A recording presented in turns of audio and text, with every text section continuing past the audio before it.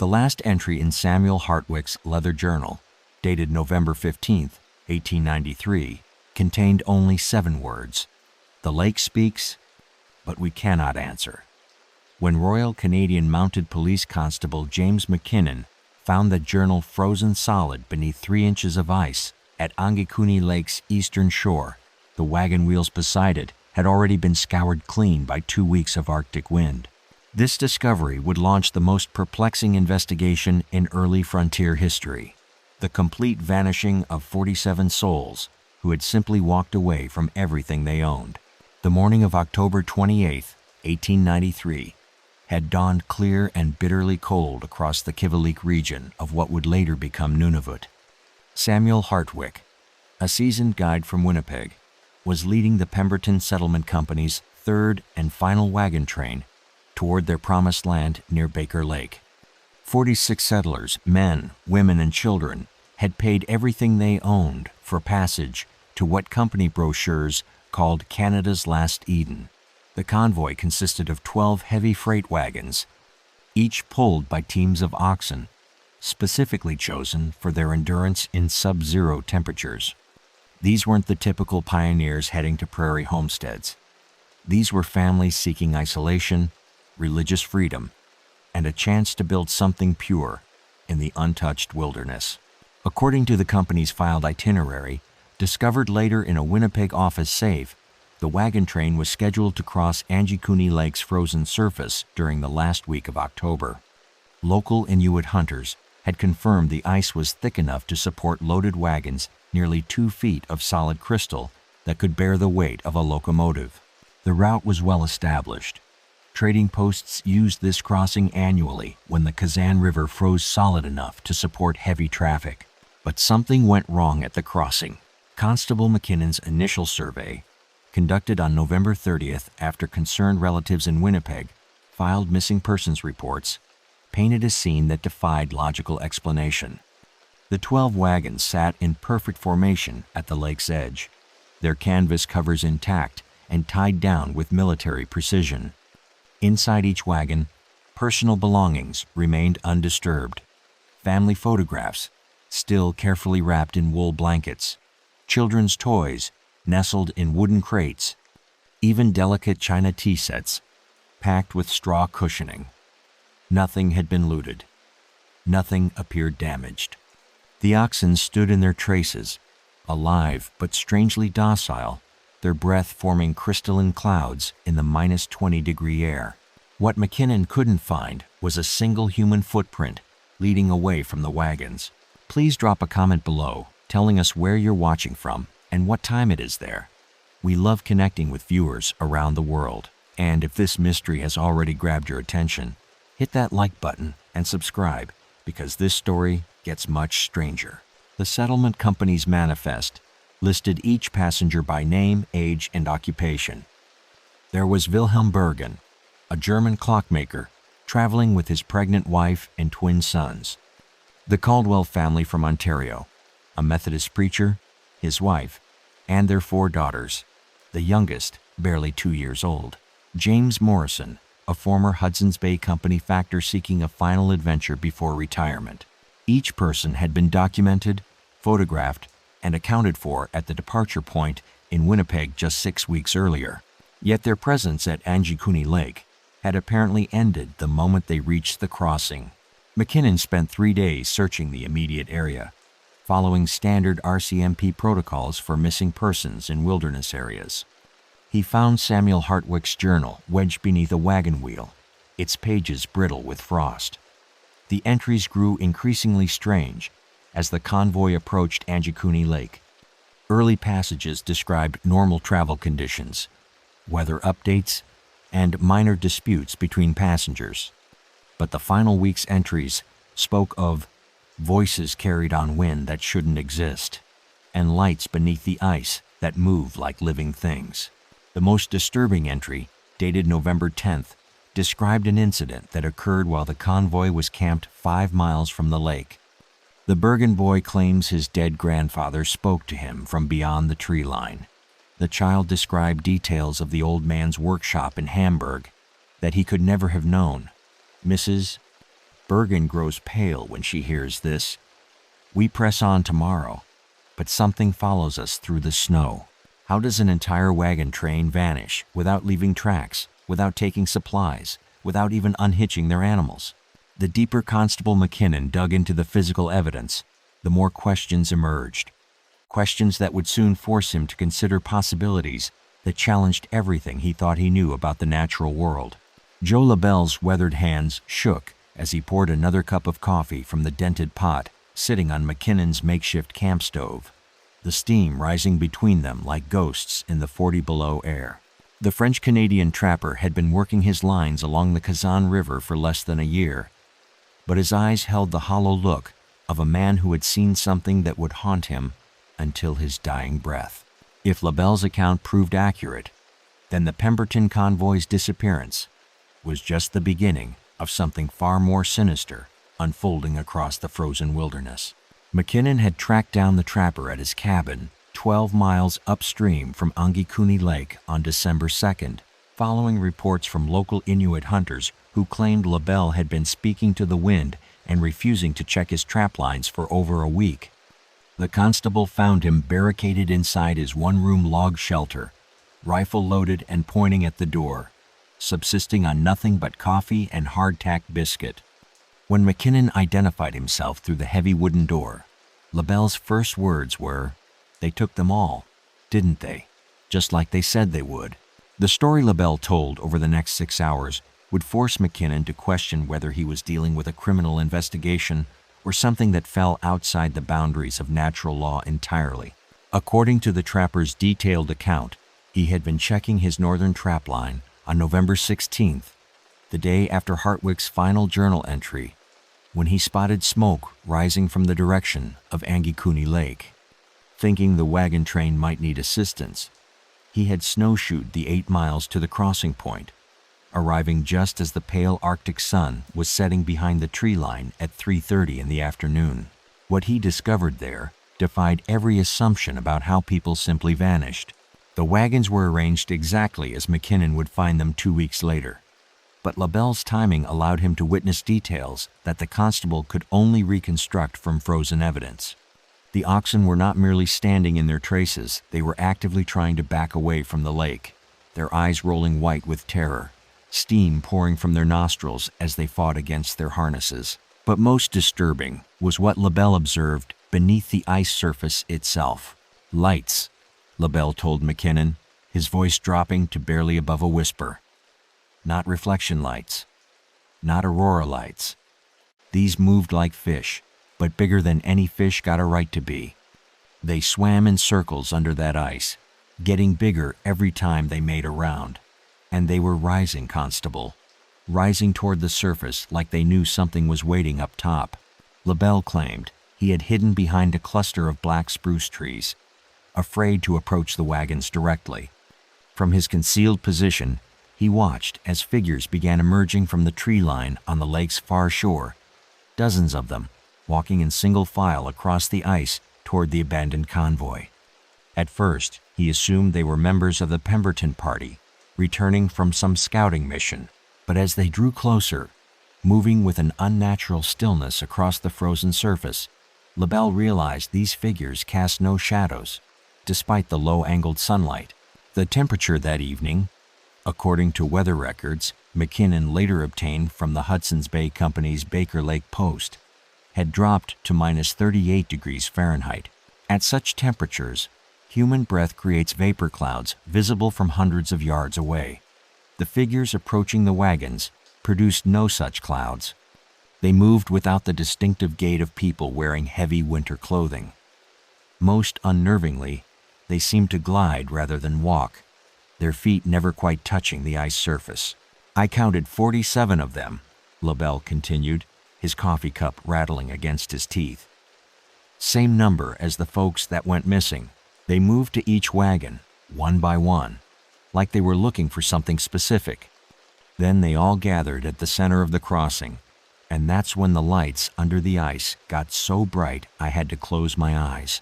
When LaBelle opened his eyes again, both the figures and the lights were gone. The wagons remained exactly where they had been, but the night had fallen completely silent, No wind through the trees, no settling sounds from the ice, not even the normal crackling and groaning that frozen lakes make as temperatures drop. He described it as a silence so thick you could taste it, like the whole world was holding its breath. But what had happened to the 47 souls who left those wagons behind? As McKinnon documented LaBelle's account in his official report, he couldn't shake the feeling that the trapper was describing something that existed in the spaces between what law enforcement manuals covered and what frontier logic could explain. Sergeant James Nelson arrived at Angikuni Lake on December 8th with 2 additional constables and enough supplies for a month-long investigation, but within 72 hours, he would file a report recommending the case be transferred to what the RCMP euphemistically called Extraordinary Circumstances Division. The evidence Nelson's team uncovered suggested the Pemberton convoy's disappearance was not an isolated incident, but part of a pattern that stretched back decades across the Kivalliq region.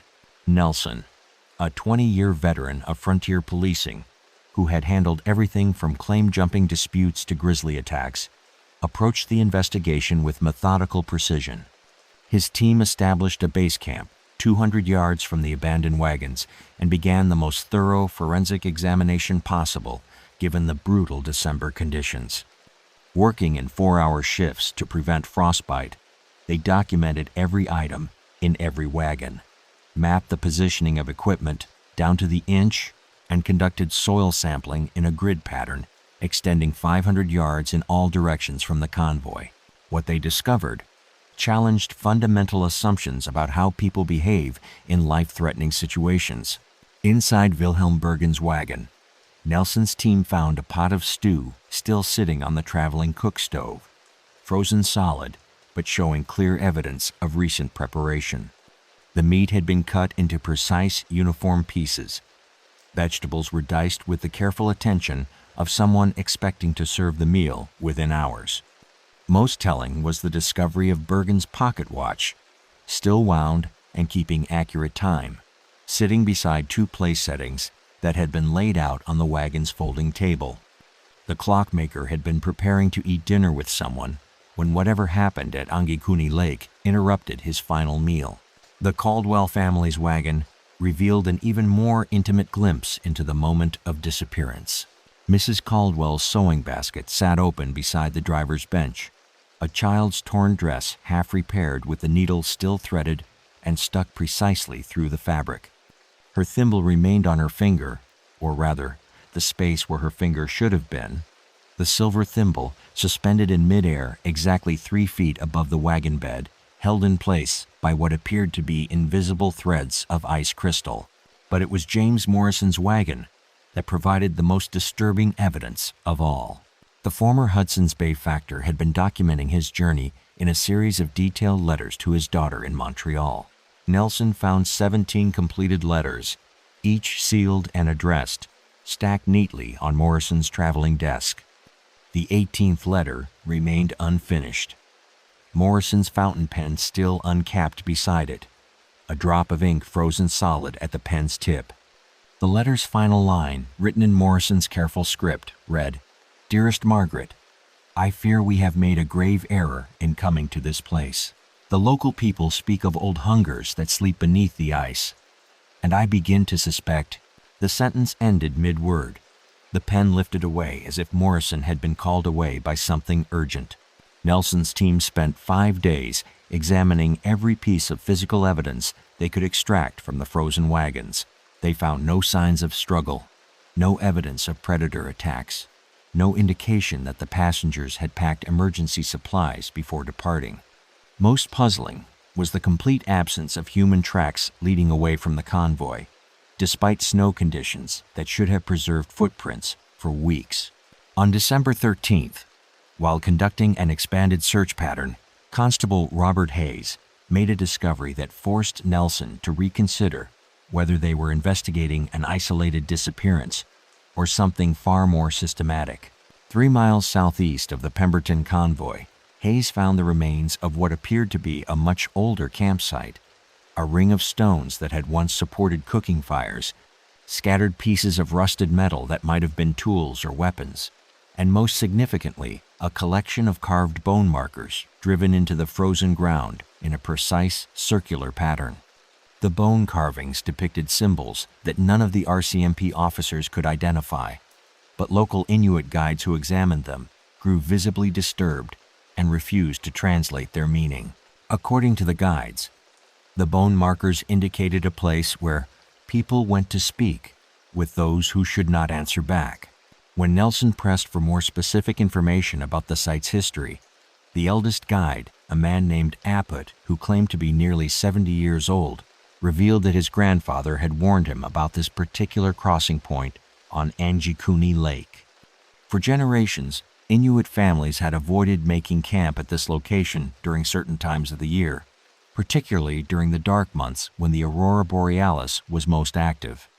Aput's grandfather had called it the place where the ice dreams, though he had never explained what that phrase meant. How many other groups had vanished at this crossing before the Pemberton convoy arrived? As Nelson compiled his findings for transmission to RCMP headquarters in Regina, he realized that solving the mystery of 47 missing settlers might require understanding why this remote lake had been claiming lives for far longer than official records indicated. Aput's weathered finger traced a path across Nelson's hand-drawn map of Angikuni Lake, his nail clicking against the frozen paper as he marked locations where his people had found evidence of what he called the hungry times. The old Inuit guide's revelations would transform Nelson's investigation from a missing persons case into an archaeological excavation that uncovered evidence of disappearances stretching back over 2 centuries. The morning of December 15th brought the clearest skies Nelson's team had experienced since arriving at the lake, with visibility extending across the entire frozen surface and temperature holding steady at -22 degrees. Using this window of favorable conditions, Nelson ordered a systematic survey of the entire shoreline, particularly focusing on areas where Aput indicated his people had discovered disturbing artifacts over the generations. What they found, buried beneath decades of accumulated ice and snow, painted a picture of Angikuni Lake as something far more sinister than a remote wilderness crossing. 200 yards north of the Pemberton convoy, Constable Hayes uncovered the partially preserved remains of what appeared to be a Hudson's Bay Company supply cache, wooden crates bearing the company's distinctive stamped markings, but dating back to 1857, according to the manifest still legible inside lead-lined containers. The supplies themselves told a story of interrupted journey. Preserved foods still sealed in their original packaging, winter clothing folded and stacked as if someone had been preparing for an extended stay, and most tellingly, a collection of personal effects that suggested the cache's owners had intended to return for their belongings. Among these personal items, Nelson discovered a leather-bound journal belonging to one Thomas Whitmore, a Hudson's Bay factor who had been leading a trading expedition to establish new posts in the region. Whitmore's entries, written in the formal style typical of company correspondence, began as routine documentation of travel conditions and trade negotiations with local Inuit bands. But as his expedition approached Anjikuni Lake in late November of 1857, the tone shifted dramatically. The native guides grow increasingly reluctant to approach the crossing, Whitmore had written on November 23rd. They speak in hushed tones of lights beneath the ice that move in patterns resembling the aurora, but concentrated in the lake's depths rather than dancing across the sky. When pressed for more specific information, they describe these phenomena as manifestations of what they term ice, spirits entities that hunger for the warmth carried by living souls. Whitmore's final entry, dated November 28, 1857, contained a chilling parallel to Samuel Hartwick's journal from 36 years later. "We have made camp at the lake's edge against the advice of our guides. Strange sounds emanate from beneath the ice throughout the night, not the typical groaning and cracking of frozen water, but what can only be described as voices calling in languages that predate human speech. Several members of our party report dreams of walking across the ice toward lights that promise warmth and safety, only to find themselves standing waist-deep in black water that reflects no stars. The Hudson's Bay cache represented just the beginning of what Appett helped Nelson's team uncover. Over the following week, working in the few precious hours of December daylight that provided adequate visibility, the RCMP investigators located evidence of at least 6 separate incidents dating back to the early 1800s.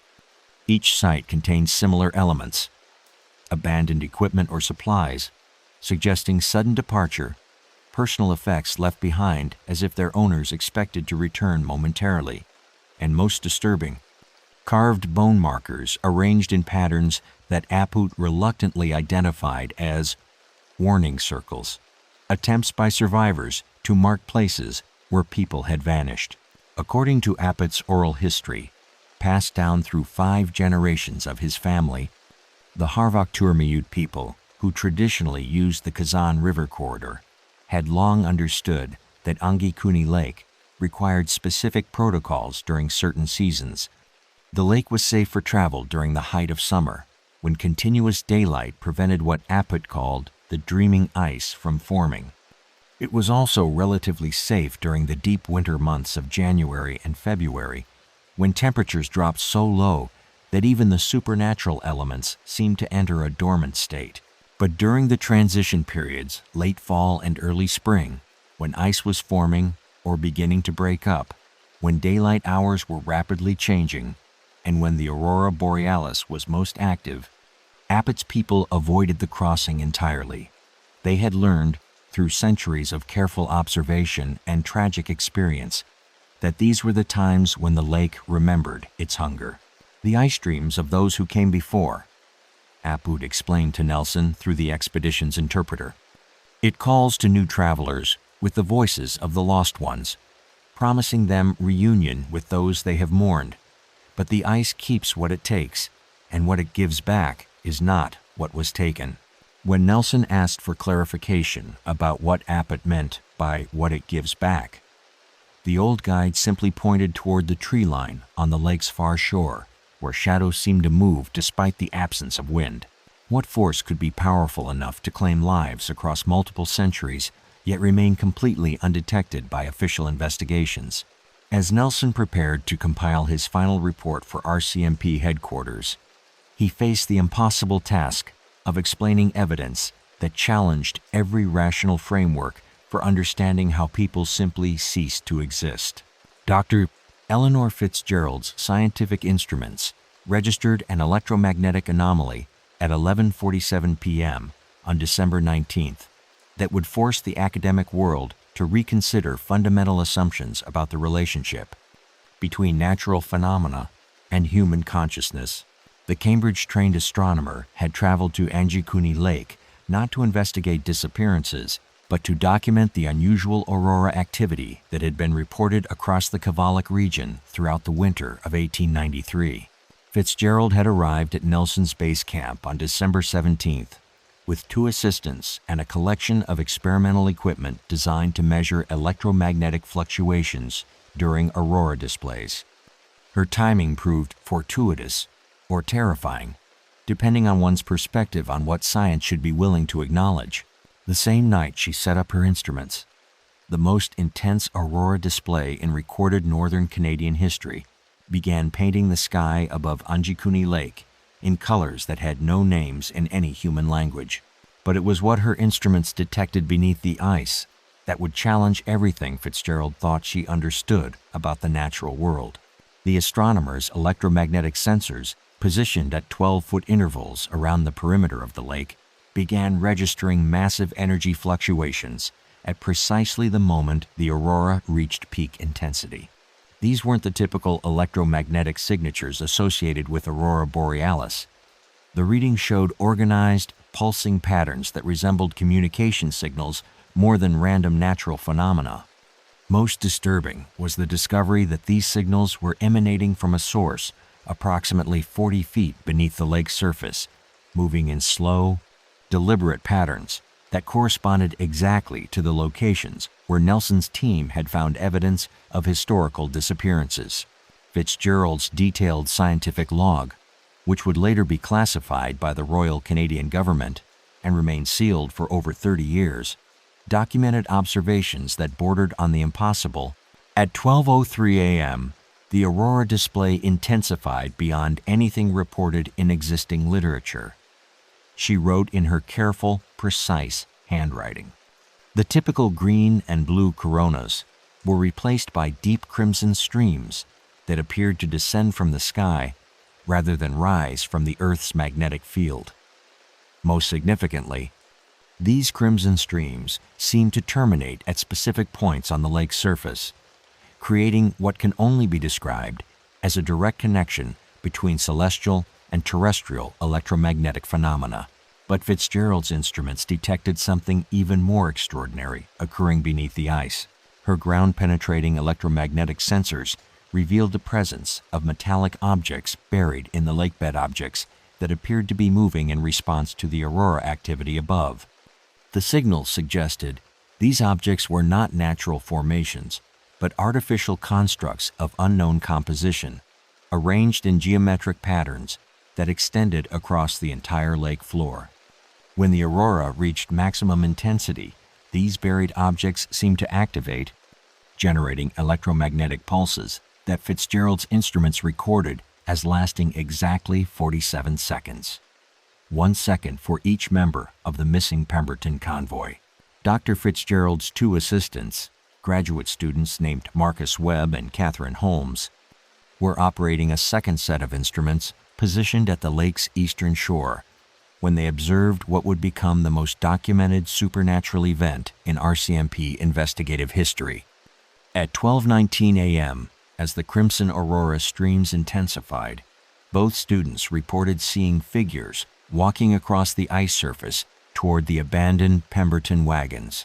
Webb's account, recorded immediately after the incident, described seeing approximately 4 individuals moving in single file across the frozen surface, their forms clearly visible, despite the late hour due to the unusual brightness of the aurora display. These figures appeared to be wearing period clothing, consistent with frontier settlers, and several could be identified as matching the physical descriptions of missing Pemberton convoy members based on photographs provided by their families. Catherine Holmes's observations provided even more specific details that would haunt investigators for decades. She claimed to have seen a woman carrying a small child, both figures matching the description of Mrs. Bergen and her youngest son, who had been traveling with the convoy. Most unnervingly, Holmes reported that the woman appeared to be looking directly at the observation post where the students were stationed and seemed to be gesturing for them to join the procession across the ice. The figures moved without urgency, Holmes wrote in her statement. They seemed to have all the time in the world, as if the concept of time itself held no meaning for them. But what disturbed me most was the expression on the woman's face, not fear or confusion, but a kind of peaceful satisfaction, as if she had finally found something she had been searching for her entire life. Dr. Fitzgerald herself, positioned at the northern observation point with her primary instrument array, recorded electromagnetic readings that suggested the aurora display was not a natural phenomenon, but a response to the activity occurring beneath the lake's surface. Her instruments detected organized energy patterns that resembled what she described as a massive electromagnetic heartbeat pulsing from the lake's depths, growing stronger each time the mysterious figures completed another circuit of their endless walk across the ice. At 12:47 a.m., exactly 1 hour after the anomalous readings began, everything stopped simultaneously. The aurora display cut off as if someone had extinguished a lamp. The electromagnetic signatures vanished from Fitzgerald's instruments. The figures walking across the ice simply ceased to exist, not fading gradually, but disappearing between one moment and the next, like images projected by a magic lantern that had suddenly been switched off. In the complete silence that followed, Fitzgerald made a discovery that would force her to question whether her scientific instruments had been measuring natural phenomena or something that existed beyond the boundaries of physics entirely. Her electromagnetic sensors indicated that the buried objects beneath the lake had not simply deactivated, they had physically relocated, moving to new positions that formed a pattern eerily reminiscent of the constellation visible directly overhead at the moment the aurora display ended. What intelligence could coordinate such complex electromagnetic phenomena across both terrestrial and celestial realms? As Fitzgerald packed her equipment the following morning, preparing to return to Cambridge with data that would challenge the fundamental assumptions of Victorian science, she couldn't escape the feeling that her instruments had documented not just unusual natural phenomena, but evidence of a vast intelligence that used the lake as a kind of antenna for purposes that human science was not yet equipped to understand. The ice beneath Constable Hayes's boots cracked with a sound like rifle shots as he approached the exact center of Angikuni Lake at dawn on December 21st, carrying Dr. Fitzgerald's modified electromagnetic detector and a prayer that he would live to see another sunrise. What Hayes discovered in those final moments before the winter solstice would provide the missing piece to a puzzle that had been claiming lives for centuries, but the price of that knowledge would prove almost too high for any human mind to bear. Nelson had ordered the dangerous solo reconnaissance mission. After analyzing Fitzgerald's data, revealed that all electromagnetic activity seemed to originate from a specific point, approximately 800 yards from shore, the exact location where Apat's grandfather had warned that the ice stream's deepest. Hayes volunteered for the assignment, despite knowing that 3 previous attempts to approach that location had ended with the investigators reporting severe disorientation and memory loss that lasted for days. As Hayes moved across the frozen surface, his specially modified electromagnetic detector began registering readings that defied everything Fitzgerald thought she understood about energy propagation through solid matter. The signals weren't emanating from beneath the ice, they were coming from within the ice itself, as if the frozen water had somehow become a massive, crystalline conductor for energies that existed outside normal physical laws. At 7:32 a.m., exactly 600 yards from shore, Hayes made a discovery that would haunt him for the remainder of his abbreviated life. The ice beneath his feet had become transparent, not merely clear, as lake ice sometimes becomes under certain conditions, but genuinely transparent, so clear that he could see through 40 feet of frozen water to the lake bottom, as if he were looking through perfectly polished glass. What Hayes observed in those depths would force him to understand that Angikuni Lake was not simply a location where people disappeared, but a kind of vast organic machine designed to harvest something far more valuable than human lives. The lake bed was covered with structures, not natural rock formations or geological features, but artificial constructs that appeared to be built from the same crystalline material as the ice itself. These structures rose from the depths in spiraling patterns that resembled enormous shells or fossils, but possessed a geometric precision that could only be the product of intelligent design. Most unsettling was the discovery that these crystal formations were inhabited. Hayes could see figures moving within the translucent structures, dozens of them, possibly hundreds, suspended in chambers filled with what appeared to be luminous fluid. The figures were unmistakably human in shape, wearing clothing that spanned multiple historical periods. Hayes identified frontier settlers, Hudson's Bay Company uniforms, Inuit traditional dress, and even what appeared to be much older garments that might have belonged to the earliest European explorers to reach the region. But the figures weren't dead. They were moving with slow, deliberate motions that suggested consciousness, even awareness. Some appeared to be tending to equipment or instruments that Hayes couldn't identify. Others seemed to be engaged in activities that resembled communication or collaboration. Most disturbing was the realization that several figures appeared to be looking upward through the transparent ice, directly at Hayes himself, as if they had been expecting his arrival. Hayes's electromagnetic detector registered massive energy spikes each time one of the submerged figures moved, suggesting that these preserved humans were somehow powering the entire complex through their continued existence. The readings indicated that the crystalline structures were converting human consciousness into a form of energy that could manipulate electromagnetic phenomena across vast distances, including the aurora displays that Dr. Cearns Fitzgerald had documented. At 7:53 a.m., Hayes made the decision that would cost him his sanity, but provide the final piece of evidence needed to understand Angikuni Lake's true nature. He began to descend.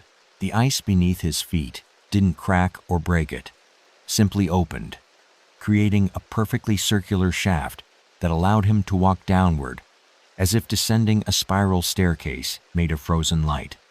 Hayes's final report, dictated to Nelson from his hospital bed 3 days later before his complete mental breakdown, described the experience of moving through solid ice as walking through crystallized time itself, with each step carrying me deeper into moments that had been preserved like insects in amber.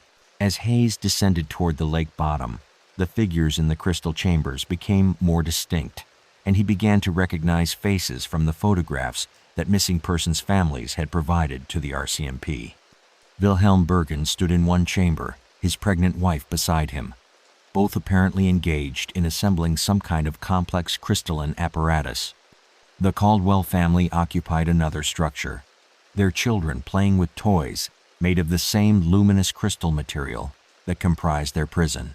But it was James Morrison who provided the most terrifying revelation of all. The former Hudson's Bay factor approached the edge of his crystal chamber as Hayes descended past it, and spoke in a voice that somehow carried through 40 feet of solid ice with perfect clarity.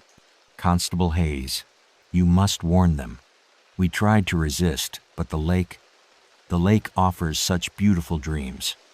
It shows you everyone you've ever lost, promises you eternity with them. But the price is becoming part of its collection, helping it call others to join the dreaming." Morrison pressed his hand against the crystal wall of his chamber, and Hayes could see that the man's palm was glowing with the same luminous energy that powered the electromagnetic phenomena. "We're not dead, Constable. We're preserved, conscious, aware, and we've become the bait that calls new victims to feed the lake's hunger for human consciousness." How could Hayes warn the world about a threat that used humanity's deepest desires: reunion with lost loved ones, escape from mortality, the promise of eternal peace as weapons to harvest the very essence of what made people human? As Hayes reached the lake bottom and found himself standing before a crystal chamber that had obviously been prepared specifically for him, he realized that understanding Anjikuni Lake's true nature might be the last act of his independent existence. Sergeant Nelson's final report, classified under seal number RC4000, 471X, and buried in the RCMP archives until 1976, contained exactly 4 words: "Case closed. No further investigation." But the price of that official silence would echo through Canadian law enforcement for decades, as 3 men who had witnessed the impossible struggled to reconcile what they had seen with a world that demanded rational explanations for irrational phenomena. Hayes never returned from his descent into the crystalline depths of Angikuni Lake. Nelson's rescue team, dispatched when the constable failed to report back by noon on December 21st, found only his electromagnetic detector sitting on the ice surface above a perfectly circular hole that had already begun to freeze over. The hole measured exactly 6 feet in diameter, precisely the width needed for a human body to pass through, and descended straight down through 43 feet of solid ice before terminating at the lake bottom. What the rescue team discovered when they lowered ropes and lanterns into that shaft would determine how the Canadian government chose to handle the entire Anjikuni Lake investigation. The ice walls of Hayes's descent route were covered with carved symbols, thousands of them, spiraling downward in patterns that matched the bone markers Appett had identified around historical disappearance sites. But these carvings hadn't been made by Hayes during his descent. According to ice formation analysis conducted by government geologists, the symbols had been carved into the ice decades, possibly centuries, before haze ever approached the lake. The ice had simply revealed them, like a photographer's developing solution bringing hidden images to light.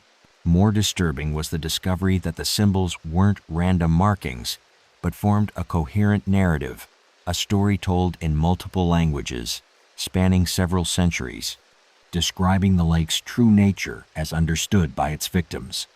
English passages from Hudson's Bay Company factors mixed with French text from early explorers, Inuktitut syllabics from local hunters, and even Latin phrases that suggested the lake's influence had reached much further south than anyone had imagined.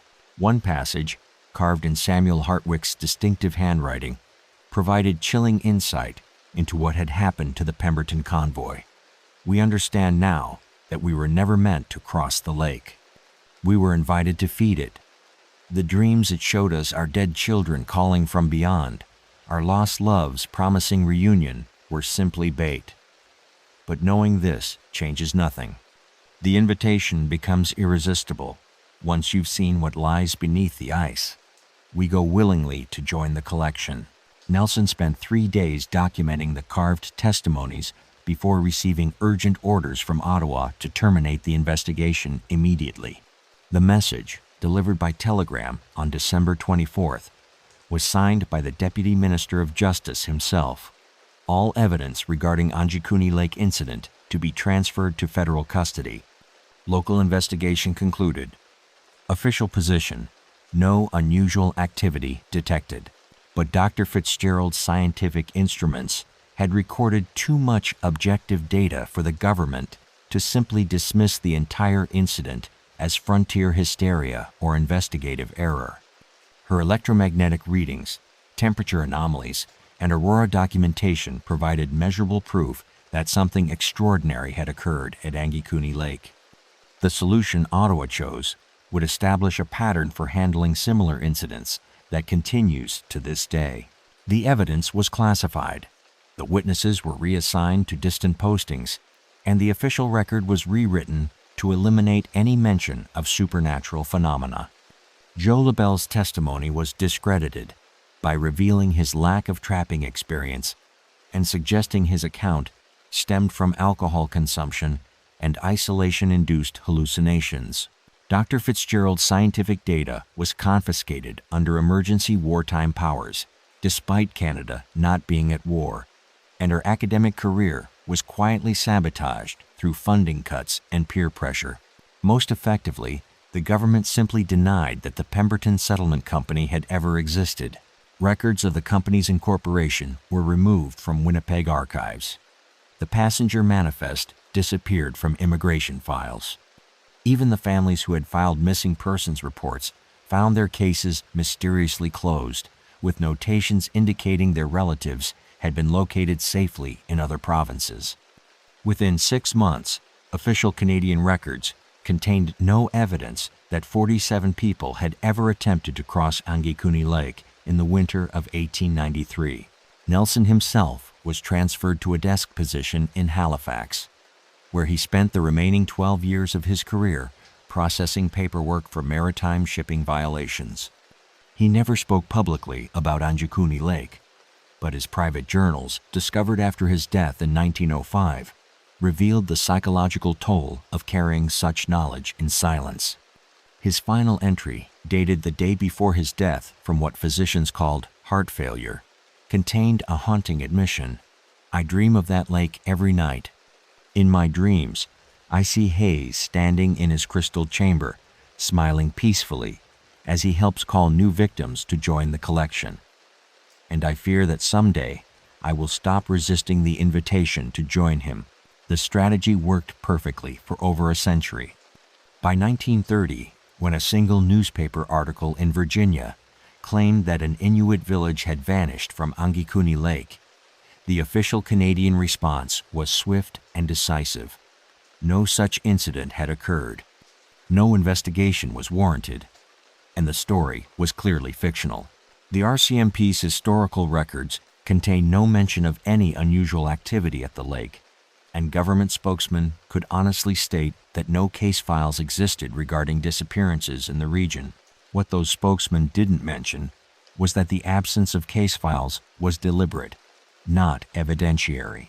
But even the most thorough cover-up cannot completely erase the truth when that truth is preserved in crystalline chambers 40 feet beneath the ice, tended by conscious minds that have become part of something vast and patient and eternally hungry. The lake still dreams, still calls, still offers reunion with lost loved ones to travelers desperate enough to believe such promises. And somewhere in the government archives, sealed under classification levels that most officials lack clearance to access, Dr. Fitzgerald's instruments continue to register electromagnetic anomalies from a remote lake in Nunavut, anomalies that spike dramatically whenever aurora activity reaches peak intensity, as if something beneath the ice is still very much awake and actively hunting.